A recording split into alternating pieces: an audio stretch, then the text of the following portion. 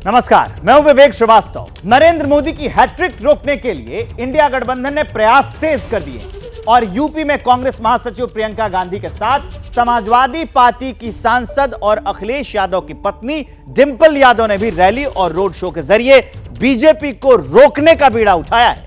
भीड़ भी बहुत आ रही है, लेकिन क्या इस जोड़ी में बीजेपी और नरेंद्र मोदी को चौंकाने की ताकत है? देखिए हमारी ये स्पेशल रिपोर्ट, मोदी वर्सेस दीदी भाभी। दीदी इसलिए क्योंकि कांग्रेस के समर्थक इसी नाम से प्रियंका गांधी को संबोधित करते हैं, और भाभी यानी डिंपल यादव क्योंकि समाजवादी पार्टी के कार्यकर्ता डिंपल को भाभी कहकर पुकारते हैं। तो सवाल वही है कि क्या दीदी और भाभी की जोड़ी मोदी के सामने चैलेंज है?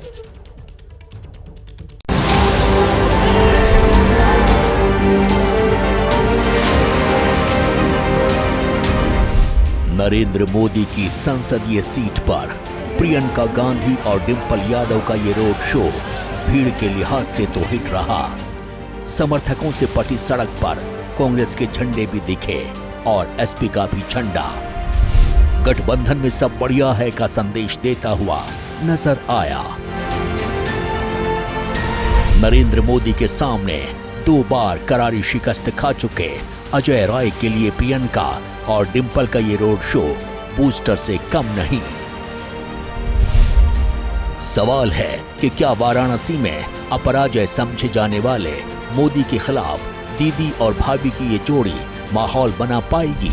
क्या यूपी में प्रियंका और डिंपल को एक जगह एक साथ देखकर इंडिया अलायंस के वोटर्स का जोश बढ़ा है?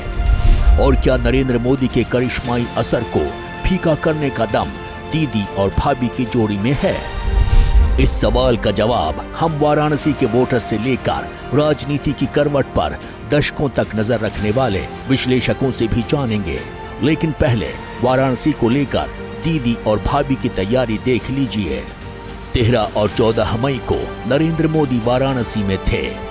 रोड शो और नामांकन का कार्यक्रम था। इस दौरान मोदी ने काशी विश्वनाथ मंदिर में शिव की आराधना की। दूसरी तस्वीर 25 मई की है, जब प्रियंका और डिंपल ने वाराणसी में रोड शो से पहले काशी के कोतवाल श्री काल भैरव के दर्शन किए। सनातन में आस्था दोनों ओर से दिखी, लेकिन विजय का आशीर्वाद किसे मिला ये 4 जून को पता चलेगा। अब चुनाव का अंतिम दौर सामने है। 1 जून को वाराणसी समेत देश की 57 सीटों पर वोटिंग है। तो क्या आखिरी चरण में खासकर यूपी में डिंपल और प्रियंका की ये पॉलिटिकल पार्टनरशिप गेम चेंजर बन सकती है? देखिए, प्रियंका गांधी 1984 से उत्तर प्रदेश जा रही हैं। राजीव जी के साथ उन्होंने 1984 में पहली बार अमेठी का दौरा किया था। उसके बाद कार्यकर्ताओं की मांग पर उन्हें महासचिव बनाया गया और उन्हें उत्तर प्रदेश का प्रभारी बनाया गया।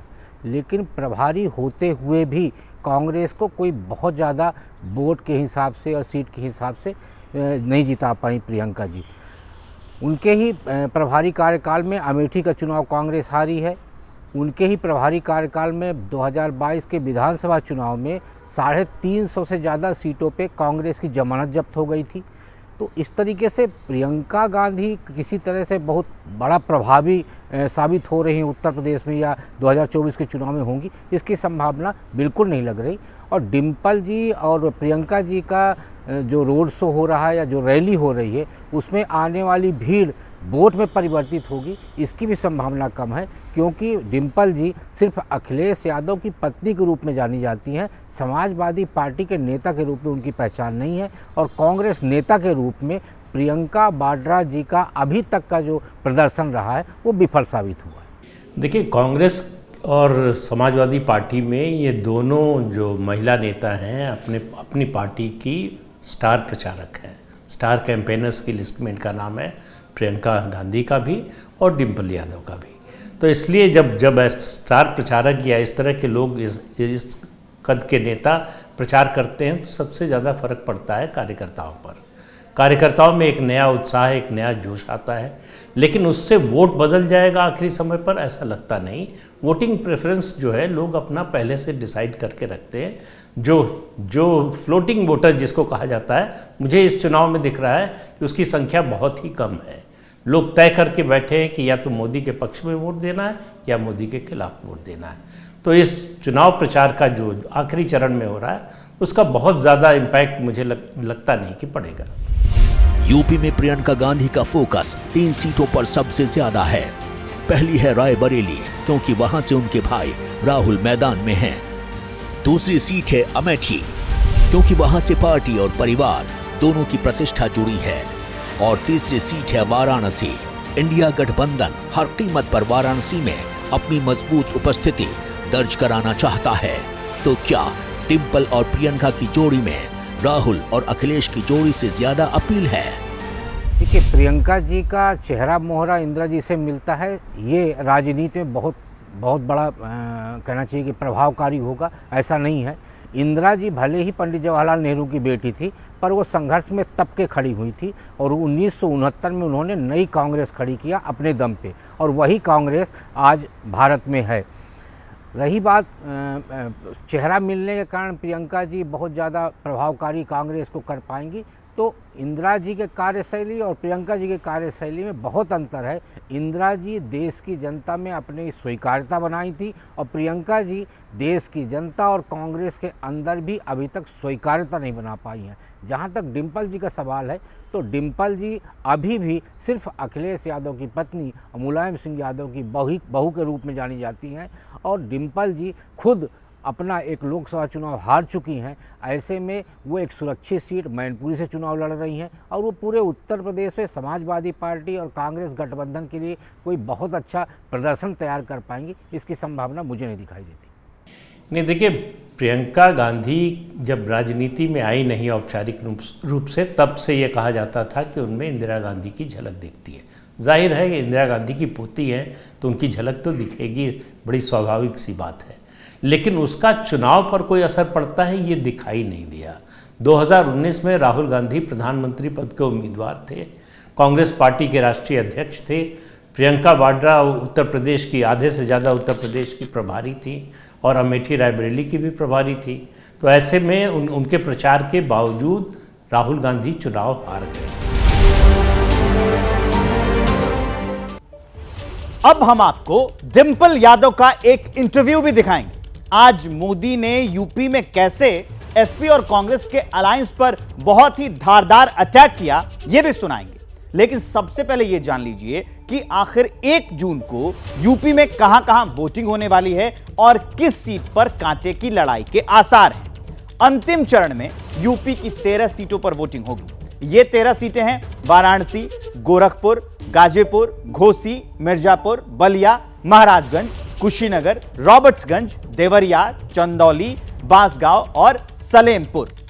अब इन सीटों में वाराणसी, गोरखपुर, गाजीपुर और बलिया क्यों खास है, ये तो आप जानते ही हैं।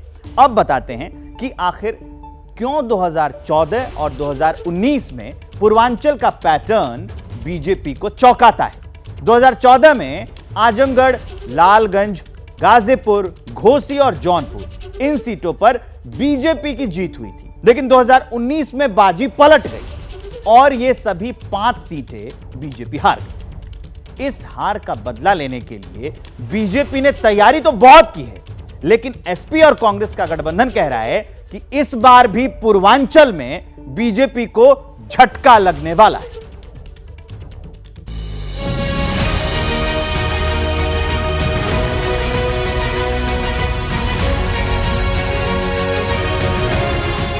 अंतिम चरण के लिए अगर विपक्ष ने ताकत झोंक दी है, योद्धाओं का लश्कर उतार दिया है, सरकार पर हमले भी तेज कर दिए हैं, तो बीजेपी भी कहीं से कम नहीं है। 7वें चरण की वोटिंग से पहले नरेंद्र मोदी अब और आक्रामक हो गए हैं। वो जानते हैं यूपी में एसपी और कांग्रेस गठबंधन के पास एक सॉलिड वोट बैंक है, इसलिए नरेंद्र मोदी एक मंच से दोनों पार्टियों पर बरस रहे हैं।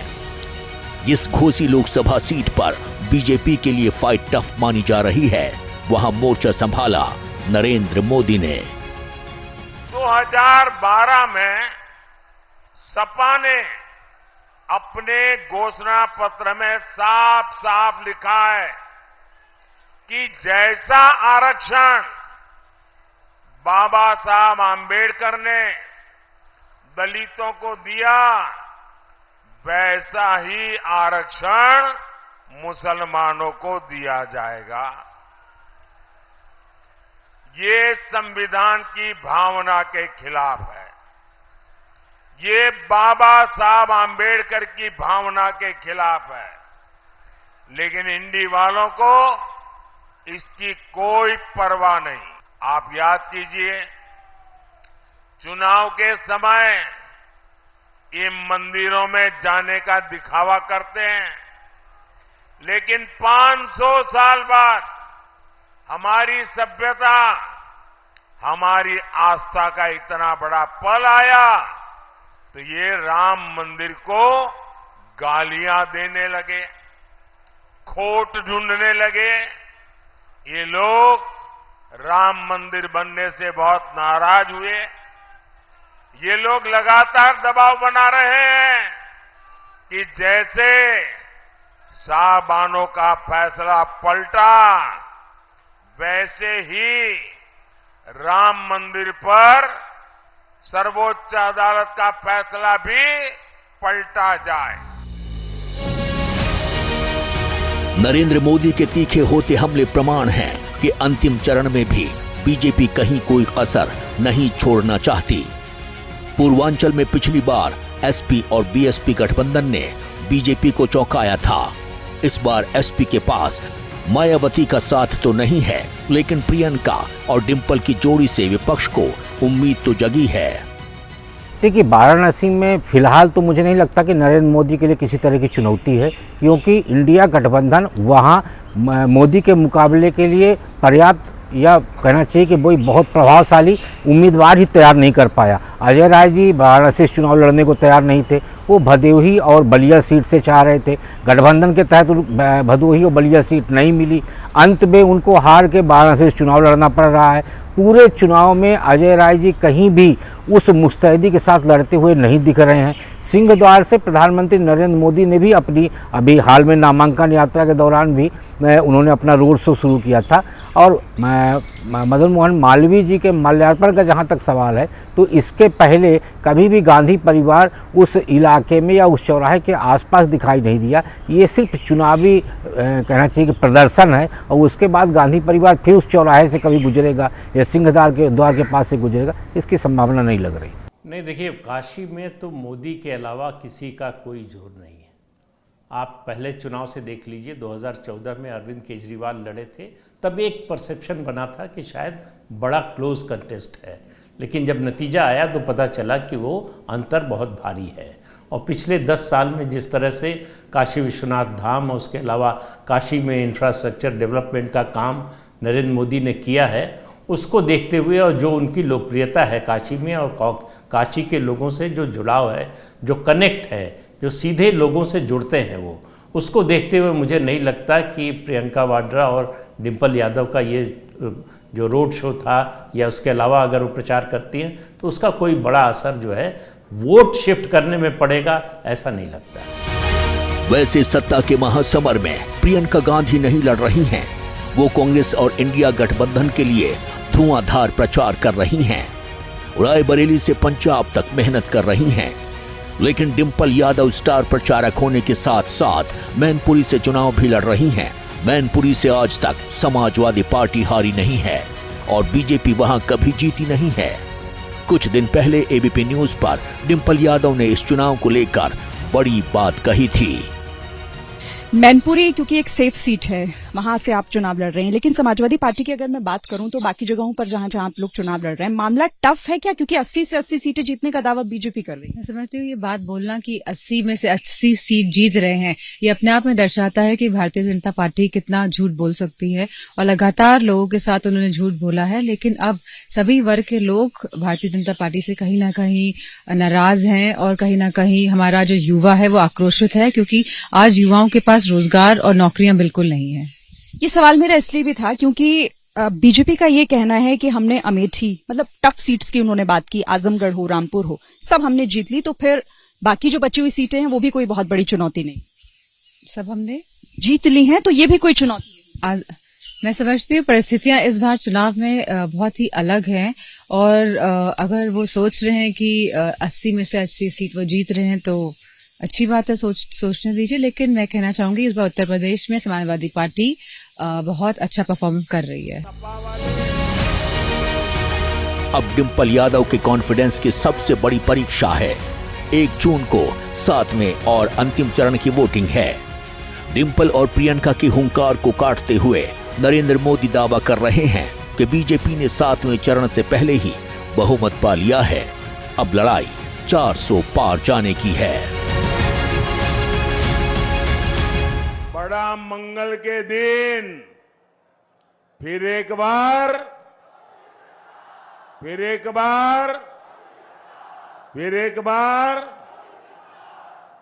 6 चरणों में देश ने तीसरी बार बीजेपी एनडीए की बहुत मजबूत सरकार बनाना पक्का कर दिया है। भाइयों और बहनों, भारत ने तीसरी बार मोदी सरकार बनाने का मन क्यों बनाया? इसका सीधा सीधा कारण है नेक नियत, नेक नीतियां और नेशन फर्स्ट